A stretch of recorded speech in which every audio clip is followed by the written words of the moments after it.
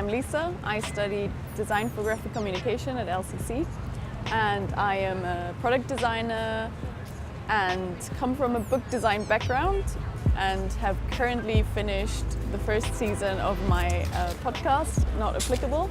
I'm quite interested in people and what drives them and how they move through, be it an app, a book, a platform, a space, an environment, and what they experience. And I love doing research on that, and I kind of try and find different outlets or different formats to work on these, like a podcast, a book, or an app. I really wanted to see more of the world and meet people from other countries and meet people that think a bit differently from me. And New London's got a very good design scene and a good network. My creative life is always based around people and what people tell me, and talking to people and hearing different stories. I just find the human species quite interesting. I think design for graphic communication, I thought when I started the course it would be a graphic design course, but it was not really. We had some people teaching from Us Creates and one tutor from IDEO, and it was a lot to do with human-centered design, going out and speaking to people and finding real-world problems and designing solutions. And a lot of it was actually talking to strangers.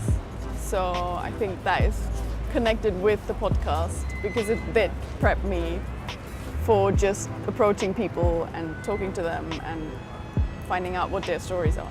So I myself got really into podcasts, I think 2 years ago. I think it's just a nice way to create empathy, and it's a more personal way to tell a story, because if you read a book, you don't have the narrator, you're the narrator. But when you have a podcast, you make a personal connection with someone that's not actually there. And I find that quite interesting. And it's a very new medium, and I thought I want to explore that and what's possible.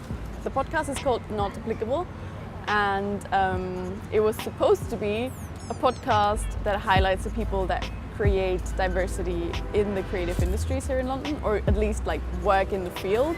Well, it ended up being a group of really amazing women, and some of them were from underrepresented groups or ethnic minorities. I knew I wanted to talk to people that were not the mainstream people that work in the creative industry, and I wanted to speak to people that have a very unique life path or had a very unique way into the industry. For example, Nina Salomon, who I interviewed for the very first episode.